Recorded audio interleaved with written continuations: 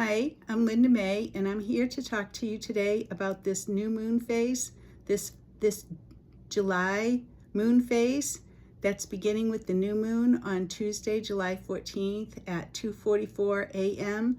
Pacific Daylight Time, and then the full moon, which is on Monday, July 29th at 7:36 a.m. Pacific Daylight Time. So you can adjust the times according to when and where you're watching this from. This also represents the end of one lunar cycle and the beginning of another. So astrologically, it starts with the sun and moon being in the same sign, and that's what the new moon is. And on July 14th, they're both in the sign of Cancer.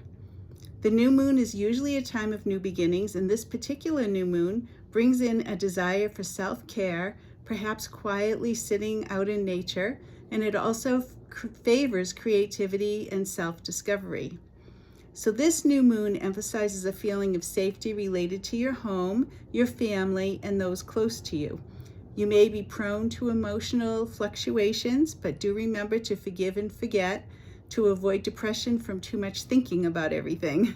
Concentrate on new ways to enhance your family life and your domestic affairs, as well as your sense of security and safety.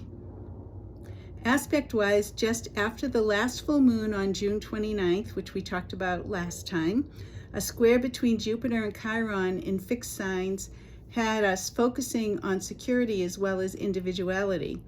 And then on July 4th, Mars and Uranus were conjunct in Gemini, so that possibly brought in some high tensions and sudden developments. Be prepared for, and it was important at the time, I think I reminded you to be prepared for surprises and to avoid acting on impulse. Then on July 5th, Mars trined Pluto in Aquarius and sextiled Neptune in Aries. Words and actions have a powerful effect, so do keep that in mind, especially during this period that we just went through. And remember to take a moment to speak before you act, and that's always great advice. Then on July 7th, Neptune went retrograde, which had us reviewing our visions and our ideals, and realigning as appropriate within our own lives. Then on July 9th, Venus squared Uranus and the Sun conjunct Mercury and the Moon, and new ideas may have come up, and some clearing up of things may have also happened. Then the new moon, so this is all leading up to the new moon, which we're seeing next week. The new moon comes in on the 14th, and this is a time to care for yourself. Your creativity may also be enhanced at this time. It's a fertile time for creative new beginnings in your life.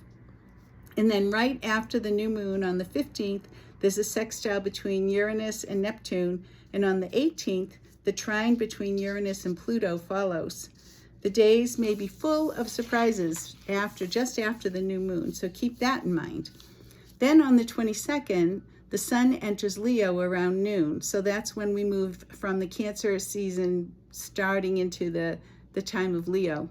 There may be some social developments that may change the path of humanity and how that will influence the future. It's a good time to carry out prepared and well-grounded projects, as success is imminent at this time.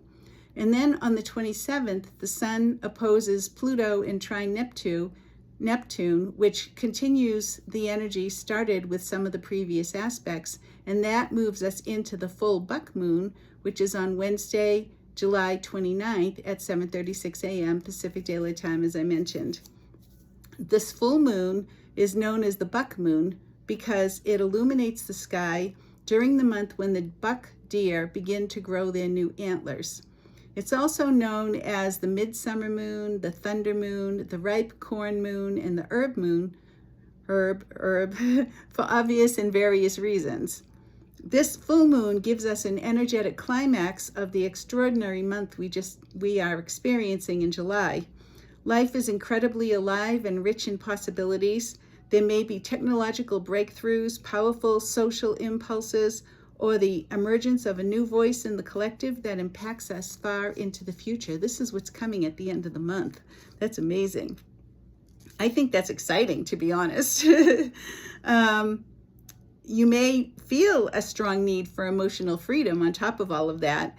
Do be open to what's coming next And this is also a reminder that strength doesn't necessarily come from speed or intensity, but from depth and consistency. So that's something to keep in mind at the full moon. And you can re-listen to this later, and I will be probably reposting it before the full moon so that you can remember these things that I'm saying now. So some of the brief synopsis of aspects that happen after the full moon include a week later on August 8th, the Sun and Jupiter align in Leo, which marks a window for expansion, creativity, and vision, which is actually an incredible Leo type energy. And so the Sun and Jupiter are bringing that even more to the foreground. Then on August 12th, there's a total solar eclipse, which kicks off a 2.5-year cycle of encouraging humanity to balance individuality with collective responsibility, which I believe we really need. So that's actually great. And that's what part of the August, this is part of the August new moon stuff that we'll be talking about, because that is the beginning of the new moon cycle in August. So we will be talking about that more during the next video that I do. But I just wanted to mention it because to me it's exciting. There's a lot going on, honestly, you know, but I really do believe that in the long run it's going to be for the best. Now we are now entering into the season. We are in the season of summer solstice that happened in June, and that was exact on June 21st when the sun entered Cancer. And the summer solstice is the time of year when the light is at its maximum and the longest day of the year. So as July comes to a close, we'll be entering into the season of Lunar, and that's the time of the first harvest. And this is when the corn, the wheat, and the barley have grown to fruition, which is part of the reasons why the full moon was given the names that it was. It's also an awareness of the coming of the dark half of the year. So it is a time of rejoicing, but also the beginning of preparing for times ahead. So that's part of what we're moving into, okay? And that's, you know, towards the end of this moon cycle, because the next moon cycle won't start actually until the middle of August. And now I'm going to be drawing cards from the various decks as I always do. And we'll start with my favorite deck here, the Druid Animal Oracle deck, right here. Beautiful, beautiful cards. When I do readings for people, I'm mostly, if I do a reading for someone, it's usually either by phone or at home at my house here. I'm not doing it professionally anywhere at this point, but I still will do them. If you want to have a reading with me, you can contact me. And basically, you know, you can message me on Facebook or something like that. So the card we get for this time is the Boar. Very interesting. This is so in alignment because it stands for leadership and taking a stand.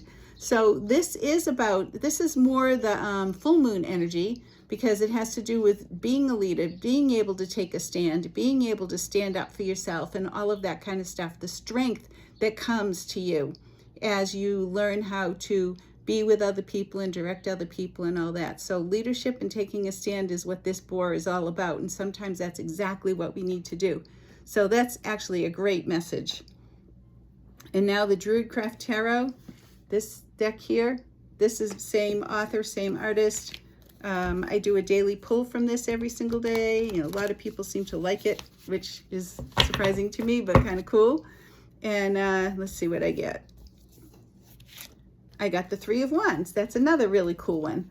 Now, the Three of Wands actually does stand for a harvest. So like it's the steady progress towards the growth of something. It's bringing it to fruition. It does have to do with creativity to some extent and constructive ideas that might come up. And it does help you to realize your goals because you're taking it a step at a time and all of that kind of stuff. So this is actually pretty much in alignment with what I said too. That's pretty cool. Now the Whispering Woods, the trees, okay. Simple little message from the trees is a wonderful card.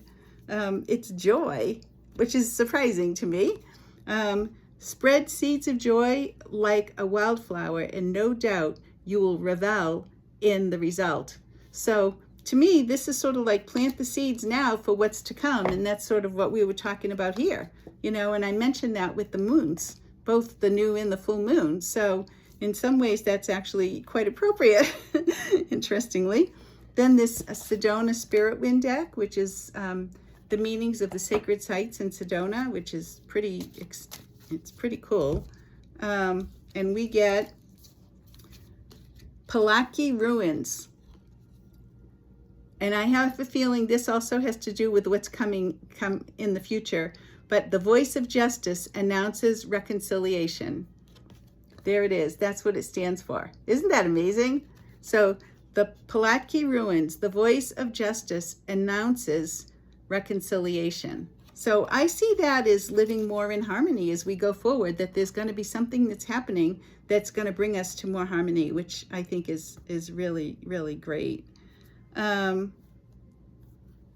I don't think I mentioned that the Celtic tree calendar, which has the moon cycles based with the new year beginning at Samhain, October 31st, has the tree period for this July moon cycle as Apple, which is associated with abundance, beauty, choices, and blessings. So in some ways, this is also in alignment with the things that I was mentioning, to be grateful for your blessings and for the abundance that you are harvesting. And that's from this deck, the Celtic Tree Oracle. And I love that because it's just part of the Druid path that there's a tree for every month. And then finally, because I already had done Whispering Woods and Sedona Code, we'll do this Light Bearers deck, which is the angels coming to earth to help awaken humanity. So this also could be very key during this time, which is actually great. And we get, hard to read, Angel L'Oreal. The courage and strength you have can prevail against all odds.